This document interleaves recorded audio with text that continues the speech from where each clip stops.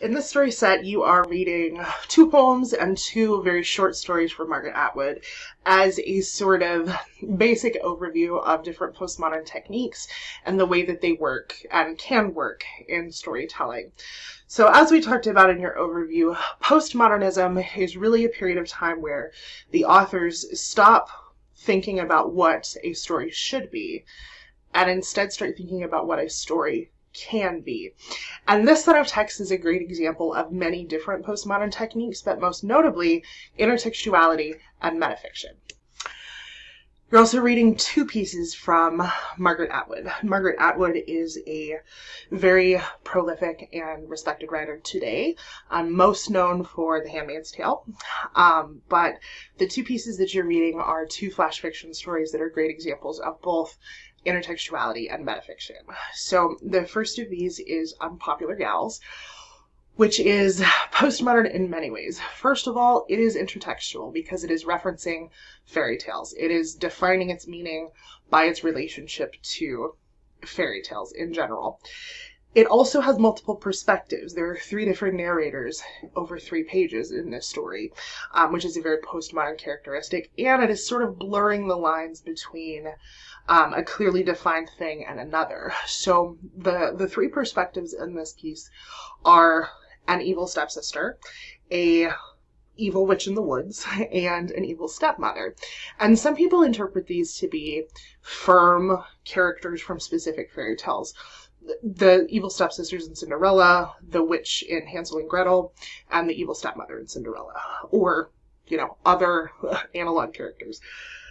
But it's interesting that you can also read it as these are the archetypes themselves of those evil figures in fairy tales. There are lots of evil stepsisters or evil stepmothers or, child-eating witches out in the woods. There are lots of different examples of that in fairy tales. So you could also read these voices as the archetype themselves.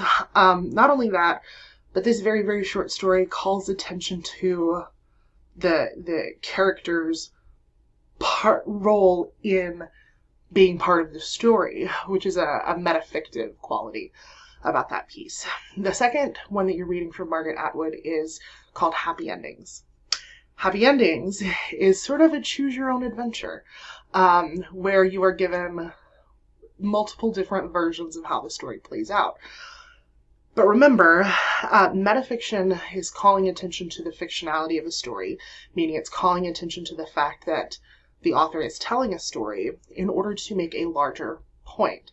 So you want to think both about how Margaret Atwood is doing that and what point she is making about these multiple happy endings and the way that she describes them in that text.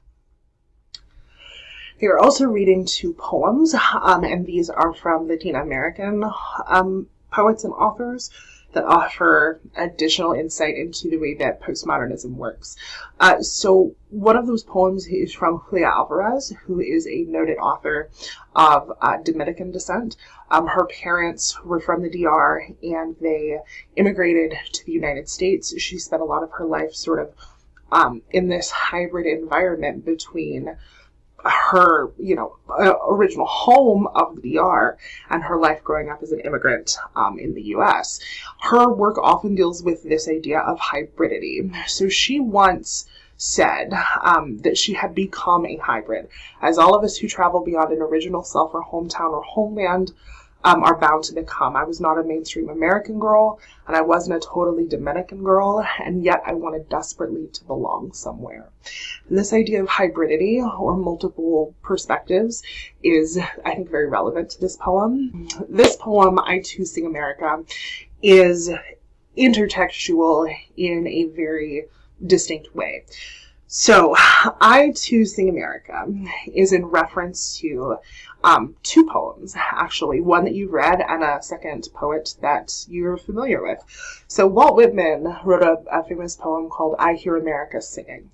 And that is the poem to which Langston Hughes is responding to in his Harlem Renaissance poem, I Too, which we read.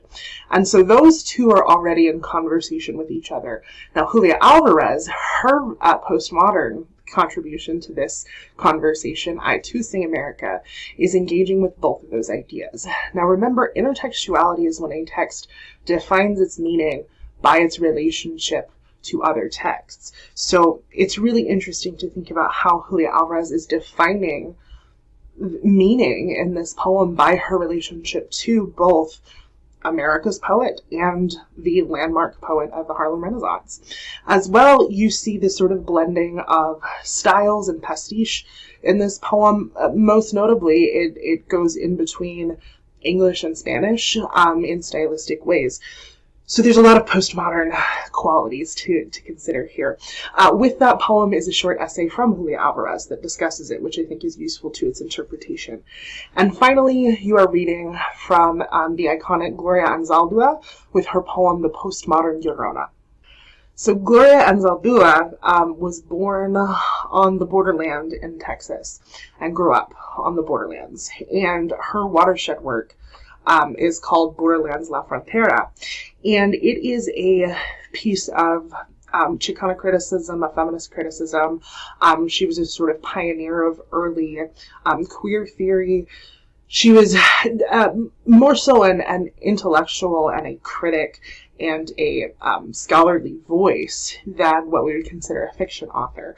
But her poem, The Postmodern Llorona, is another example of postmodern qualities. First of all, I mean, it's called The Postmodern Llorona, so, defining what that looks like in the postmodern age. It's also very intertextual. It is about the story of La Llorona in Latin culture. And if you're not familiar, the myth of La Llorona is about, or the Wailing Woman, is about a woman who sort of haunts bodies of water. She is said to have drowned her own children in a fit of rage or grief, and is often used as a sort of warning to kids to behave, as much folklore is. And Gloria Anzaldúa is redefining that. So she is subverting our expectations of what La Llorona should be. She is defining part of the meaning in her poem by its relationship to that piece of folklore. And by sort of blending these modern elements, like, she's described as wearing sneakers and, t-shirts and going to Take Back the Night rallies, and blending that with the mythical folklore is a very postmodern quality, as well as the sort of multiple identities of who La Llorona can be in this poem. All of that is very postmodern in its craft and in its design. So as you're reading these, you want to think about the different aspects of postmodernism that show up, how they're in conversation with each other, and take note of those as a sort of primer for how these things will work in our other postmodern pieces.